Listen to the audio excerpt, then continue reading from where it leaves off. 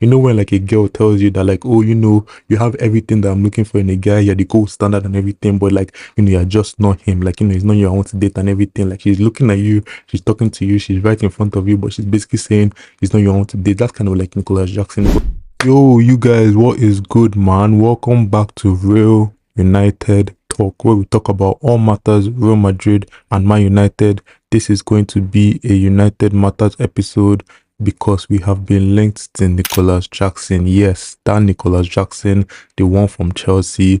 And this is very, very shocking, especially given his situation and all of that.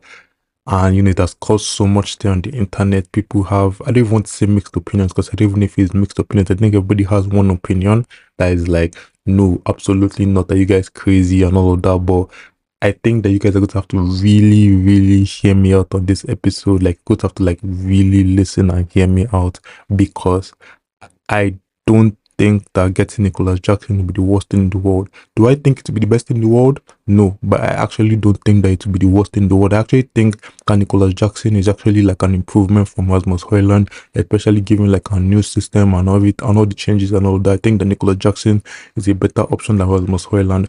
There was always this like shit versus shit debate between him and Højlund, where they were like, oh, who is better and everything. There was always that debate, and Nicolas Jackson kind of like always came out on top in that debate and everything. I don't think it was much of a debate.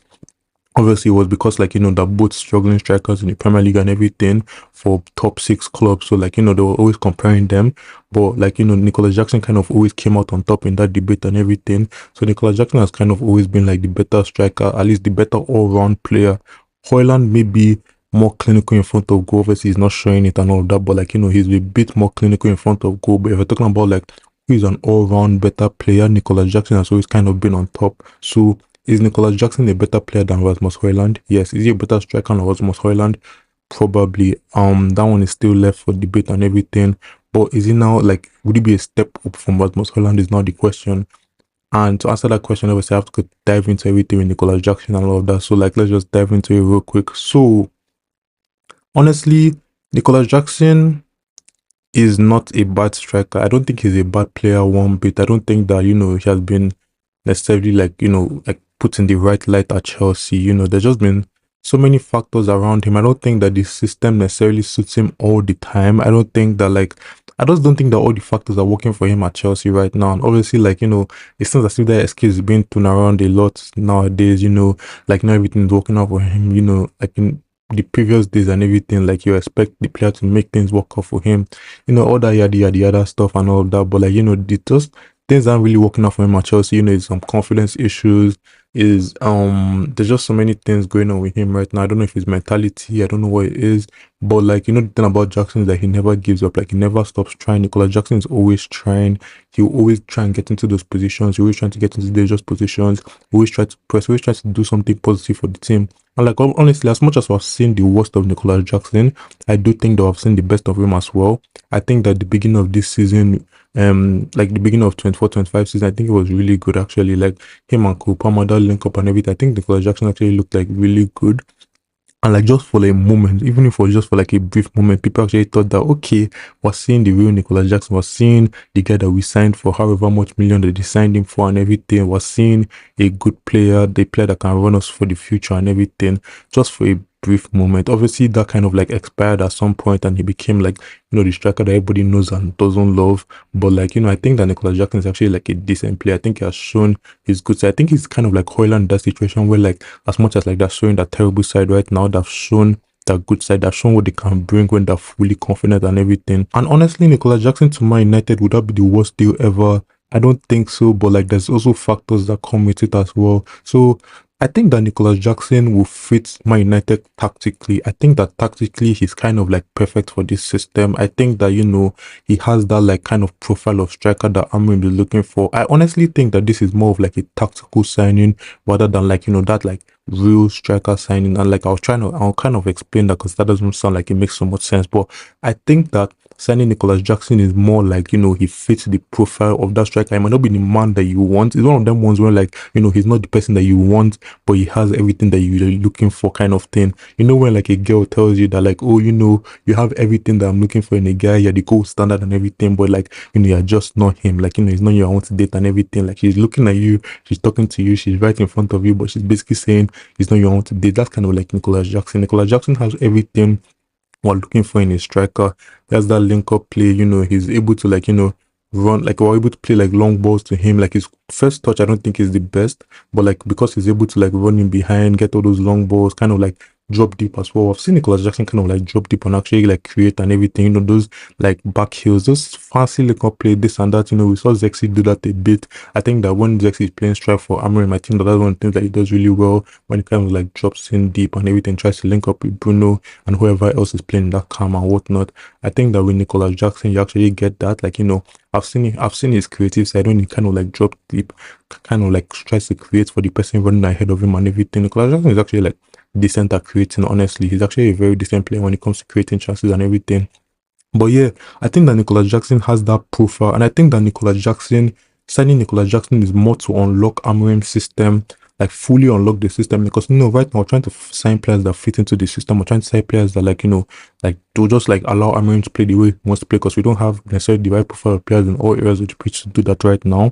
So I think that Nicolas Jackson is more to like unlock that, like, he's signing him will be like, okay, now we have the profile of striker that we're looking for, so now our attack can kind of like flow the way that we want it to flow, if you get what I mean. So I think that, getting linked to Nicolas Jackson and everything is more like, Man United have been searching for a striker for quite some time. We're linked to Gyökeres, or been linked to multiple guys and everything, or Osimhen, but like, all those signings doesn't look like they're working out and everything. So signing Nicolas Jackson is just like, we need to get this striking thing over with. We need to look at other positions, we need to move on.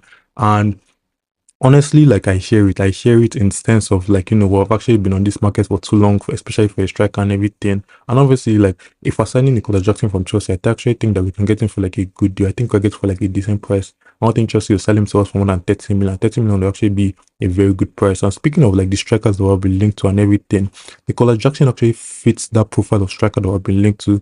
I don't know, the Osimhen's, the Gyökeres, we're linked to Moise Kean recently as well. Like, I think he fits that like stocky striker, just kind of like, they look kind of how do I put it? They look kind of scrappy. They look kind of scrappy. That's the word I'm looking for. Like, all these like stocky strikers. You see the way like Gyökeres plays, you see the way Moise Kean plays. Yes, like, they have that moments where like what they're doing is clean and everything, but they almost look kind of like scrappy. Like, everything that they do when they're on the ball and everything just look as if like they have a scrappy moment in them. Like, everything they do is kind of scrappy and all of that. And like, I think that like just that profile of striker, obviously, like I said, that doesn't necessarily make sense, but like, if you watch all these guys, you kind of understand what I'm saying. Like, people were talking about Gyökeres and everything with like, like his first touch is not really the best, he's kind of stocky and everything. And when you watch like Moise Kean, it's kind of like the same thing, right? Like you never really see them like without like crazy first touch and everything. You must see them like playing the ball. You must see them when they like play the ball from like defense or something, and like they chase after the ball, get on the ball, kind of like take on a man and like shoot or something like that, or just get into a good position in the box, something like that. Like, you don't see them really like without crazy first touch that like you expect from like your Benzimas, your Lewandowskis, and all those type of strikers. So honestly, like, I get what they're saying, and honestly, I get this Nicolas Jackson links because, like I said, it does fit Amorim's system. I think he fits Amorim's system well. I think he's the right profile of player, and I actually think that, like, with him, you actually get to like unlock Amorim's like attack. Like, you actually get to like get what you want from Amorim's attack and everything. And honestly, like, I saw some stats comparing Nicolas Jackson to Rasmus Højlund again. Nicolas Jackson has always kind of been like the better player overall, so I'm not shocked that his stats were better.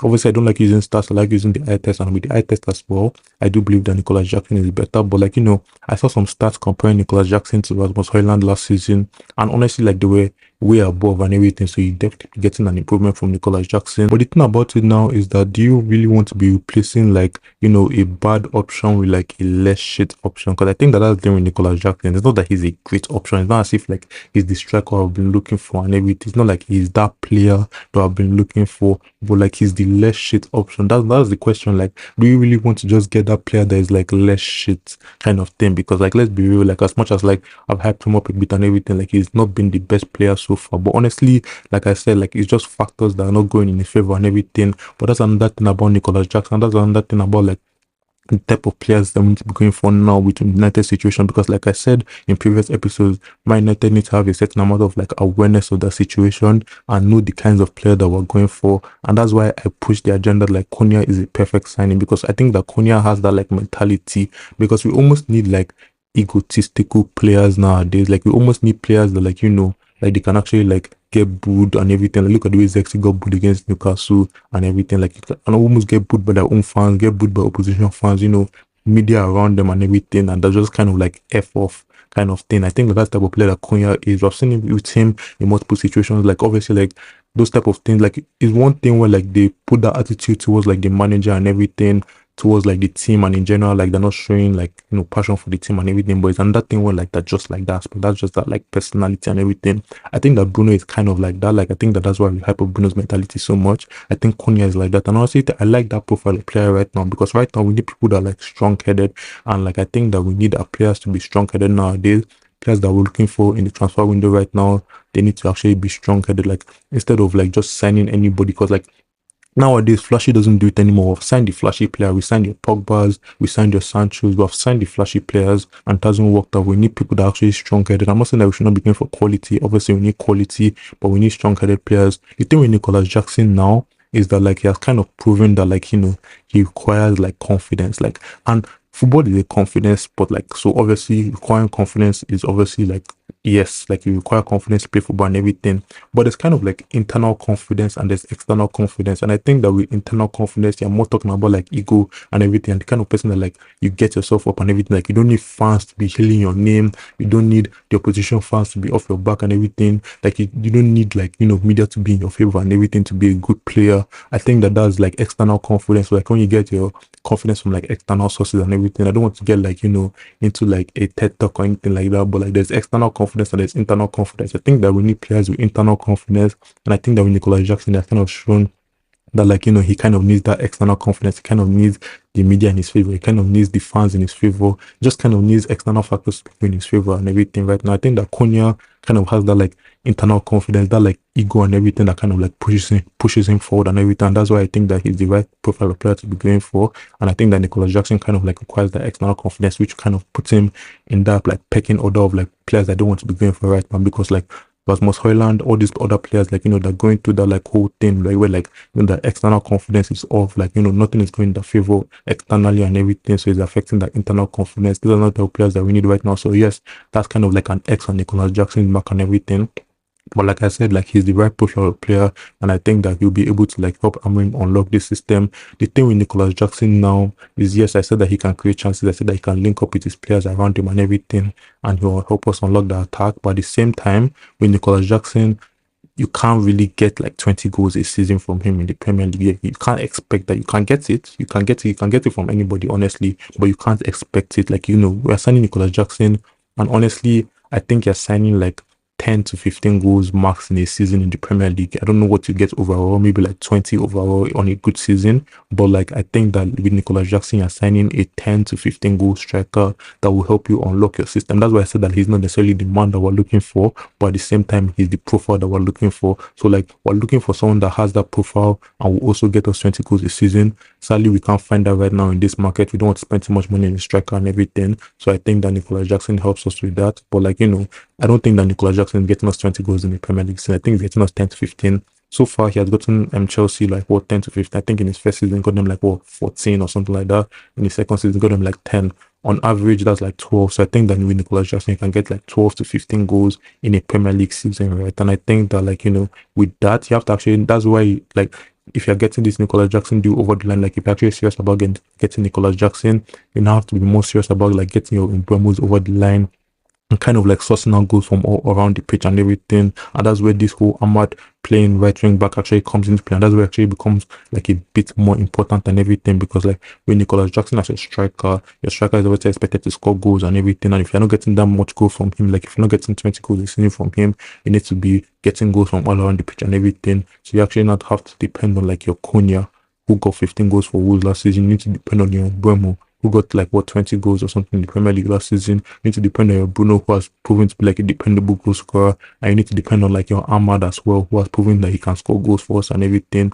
alongside his creating of chances and all of that. So if you're getting Ahmad scoring goals from right wing back, you're getting Bruno scoring goals from CM, you're getting Cunha and Mbeumo scoring goals from Calm and everything. I think that like you're okay getting like 12 to 15 goals from Nicolas Jackson and everything. Like, you don't have to expect him to get 20 goals and all that. It's not like goals are coming from all on the pitch. So I think that Nicolas Jackson will actually come as like a package deal, in sense of like, if you're getting Nicolas Jackson, you need to make sure that you're getting that Mbeumo deal over the line. Like, it needs to happen, because if it doesn't happen, then you're lacking goals, and then you're not to have to depend on Nicolas Jackson to score even more goals that he can score and everything. Because like Nicolas Jackson, even at his best form, I don't think he's a 20 goal a season striker. Even in La Liga for Villarreal, I think he got like what 14, 15 goals for that season before he signed for Chelsea and everything. So I don't think that he's getting you 20 goals a season. So honestly, you need to be realistic when you're signing Nicolas Jackson. I need to prepare for the fact that like you just need goals from all around the pitch. With Chelsea, you obviously have Palmer, you obviously have someone midfielders chipping into goals and everything. But like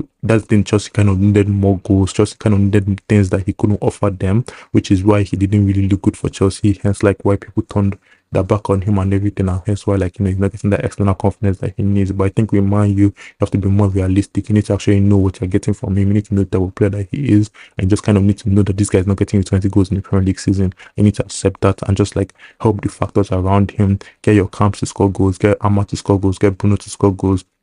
I don't even care who else score goals. Maybe one of the centre backs chipping with a few goals this season. Just the type of things that will kind of put the pressure off him in general. But yeah, I think that Nicolas Jackson can actually be a good deal. I think that you help Amorim unlock his attack. I think that he's the right profile of player to be going for right now.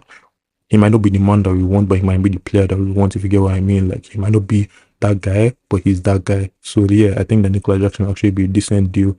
But yeah, that's got to be the end of this episode. Thank you guys again for tuning in. I really appreciate it. I'm going to try and stay consistent, keep on pushing out episodes, and I just hope to see you guys again next time. Safe.